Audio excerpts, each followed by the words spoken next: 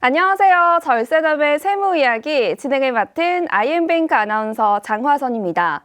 이번 시간은 절세남의 세무 이야기 그 5번째 시간인데요. 오늘도 변함없이 IM뱅크의 절세남이죠. 조성철 세무사님 모셨습니다. 세무사님 안녕하세요. 네, 안녕하세요. 절세남 조성철 세무사입니다. 네, 세무사님 오늘은 어떤 이야기 준비해 주셨나요? 네, 전 시간에 예고 드렸던 것처럼 오늘 주제 역시 상속세 절세 팁이고요.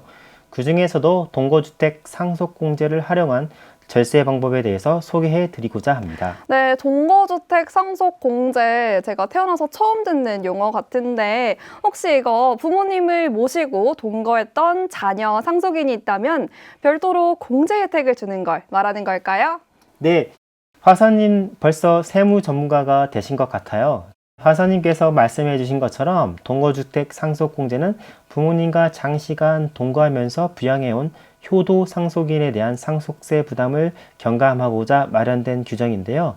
부모님과 동거한 자녀가 상속받은 주택가액에 대해서 최대 6억 원까지 상속세 가세가에서 공제를 해주니까요. 공제 요건을 충족하면 최대 3억 원까지 상속세를 줄일 수 있는 초꿀팁 절세 항목이라 할 수 있습니다. 네, 부모님과 장시간 동거하면서 부양까지 해온 효도 상속인을 위한 혜택. 그런데 세무사님, 국가에서 이런 혜택을 그냥 주진 않을 것 같은데요. 일정 요건을 충족해야 될 것 같은데 이 동거주택 상속공제를 받을 수 있는 요건 설명해 주시겠어요? 네, 동거주택 상속공제를 받기 위해서는 상속증여세법에서 정한 3가지 요건을 모두 충족해야 합니다. 첫 번째, 상속 개시일로부터 소급해서 10년간 계속해서 자녀가 부모님과 계속 동거해야 합니다.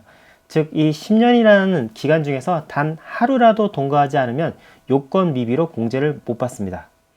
두 번째, 부모님과 동거한 자녀의 주택수가 10년간 계속해서 한 세대당 한 채 이어야 됩니다. 이는 동거주택 상속공제가 1세대 1주택 상속인의 세부담을 경감하고 국민의 주거권을 보장하기 위하여 신설되었기 때문에 이미 주택을 소유하고 있는 상속인에 대해서까지 상속세 부담을 완화할 필요가 없기 때문입니다.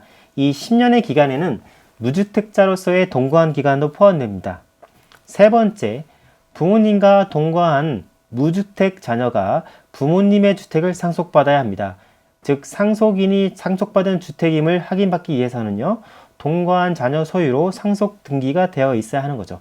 네, 세무사님께서 설명하신 것처럼 동거주택 상속공제를 받기 위해서는 10년간 계속해서 부모님과 한 주택에서 실제로 동거를 해야 적용이 가능하다는 말씀이네요.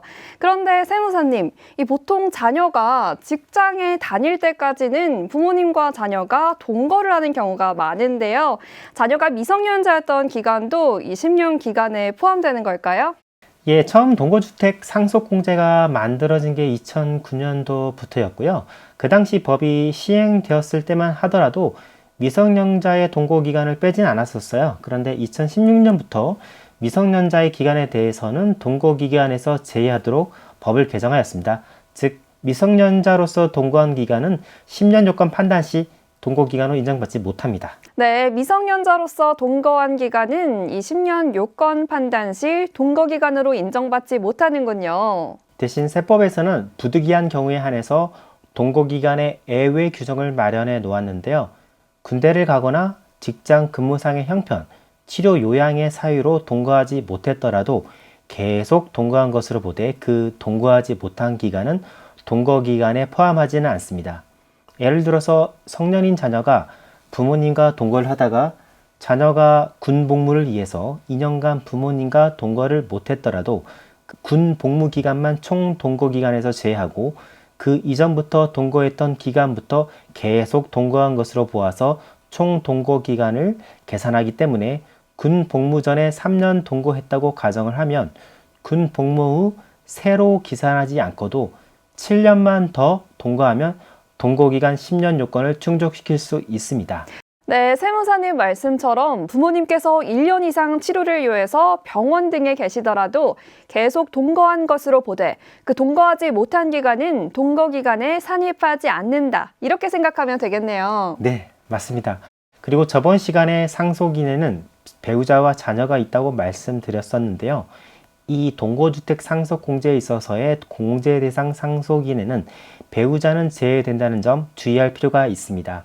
즉 배우자가 주택을 상속받는 경우에는 그 주택가액만큼은 동거주택 상속공제를 적용받지 못하게 됩니다. 네, 저번 시간에 배운 것처럼 상속인에는 배우자와 자녀가 있는데 그중에서 배우자는 동거주택 상속공제 대상자가 될 수 없다는 점 주의해야겠네요. 네, 그리고 실무적으로 10년 이상의 동거 기간 중에 부모 또는 자녀가 주택으로 사용하는 오피스텔이나 조합원 입주권을 취득한 기간이 있는지도 꼭 확인해야 합니다. 왜냐하면 주거용 오피스텔이나 조합원 입주권은 주택수에 카운팅 되니까요. 1세대 1주택 요건을 이비할 수가 있거든요.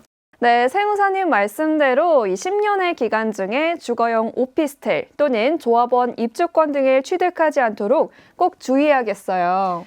네, 구체적으로 고가주택에 대한 상속세 절세 팁인데요. 참고로 양도소득세에서는 고가주택에 대해서 양도차익 비과세를 배제하는 데 반하여 동거주택 상속공제에서는 고가주택도 공제를 적용받습니다. 예를 들어서 부모님께서 서울 압구정의 아파트를 보유 중이라면 주택이 없는 자녀를 지정해서 10년 이상 부모님과 동거하도록 하고 부모님이 돌아가신 후에 부모님을 모시면서 동거한 자녀가 다수 지분을 상속받도록 하고 나머지 소수 지분은 다른 비동거 자녀에게 상속을 하는 것입니다. 그러면 부모님을 모신 동거 자녀가 상속받은 부분까지는 동거주택 상속공제를 최대한 받을 수 있으니까 절세가 될 것이고 동거한 자녀가 다 가져가지 않고 서로 나눠 가져가니까 상속인 간 분쟁도 일정 부분 막을 수 있을 것입니다.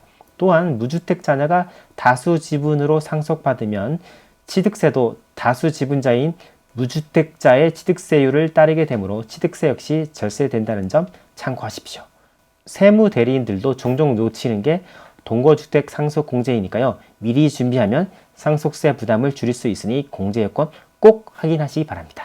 네, 세무사님의 말씀대로 부모님을 모시고 동거한 무주택 자녀에게 주택이 상속되면 상속세도 줄이고 취득세 역시 절세할 수 있겠습니다. 오늘 소중한 상속세 꿀팁 잘 들었습니다. 정말 많은 도움이 됐는데요.